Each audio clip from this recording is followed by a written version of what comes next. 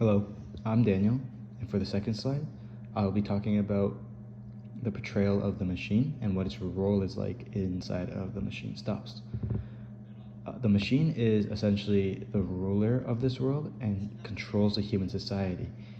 And the humans act according to something called the Book of the Machine, which the machine made to put all the rules the humans need to follow by.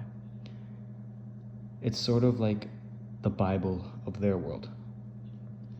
The machine is portrayed as some sort of god instead of religion inside of the machine stops. Next slide. O machine, and raised the volume to her lips. Thrice she kissed it, thrice inclined her head, thrice she felt the delirium of acquiescence. Page 5.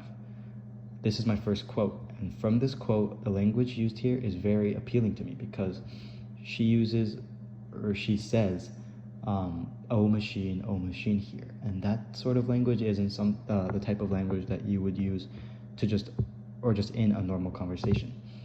This person that you were talking to has to be someone of a higher status than you. Some sort of like greater being or like a god, pretty much. The words used here are also very ritualistic, such as thrice she kissed it, thrice inclined her head, thrice she felt the delirium of acquiescence. This whole quote makes me visualize her just performing a ritual to this machine. And you wouldn't also perform a ritual to any other normal person. This person would have to be much higher status than you, has to be a much greater being than you, like a god. Next slide. It was supposed that no one but the gods could exist above their summits. How we have advanced thanks to the machine, how we have advanced thanks to the machine, said Vashti, page 8. This is my second quote, and this quote compares the machine to the gods and how the machine has surpassed them in their eyes. The part where it says, it was supposed that no one but the gods could exist above their summits, this is where, in the part of the book where Vashti is flying in her airship over the mountains to go see Kuno, her son.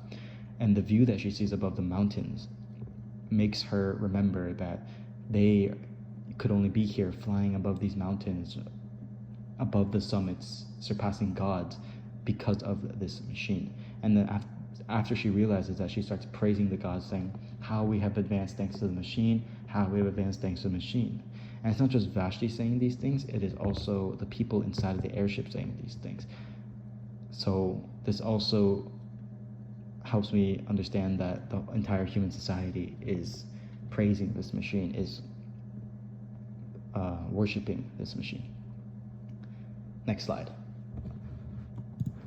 Cannot all you lecturers see that it is we that are dying, and that down here the only thing that really lives is the machine? We created the machine to do our will, but we cannot make it do our will now. Page 15. This last quote shows how they believe that the only real living thing in the world is the machine. How they created the machine, it was created by man. It was a man-made machine, so that the machine could do what they wanted. But it turned out that the machine ended up acting like it created the humans.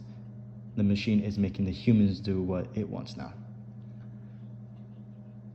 The machine essentially became kind of the ruler of the world, and it is like a god that has the human society at its feet, at its bidding, to do whatever it wants. That's why it made the Book of the Machine to make sure that all the humans are following the rules that he made.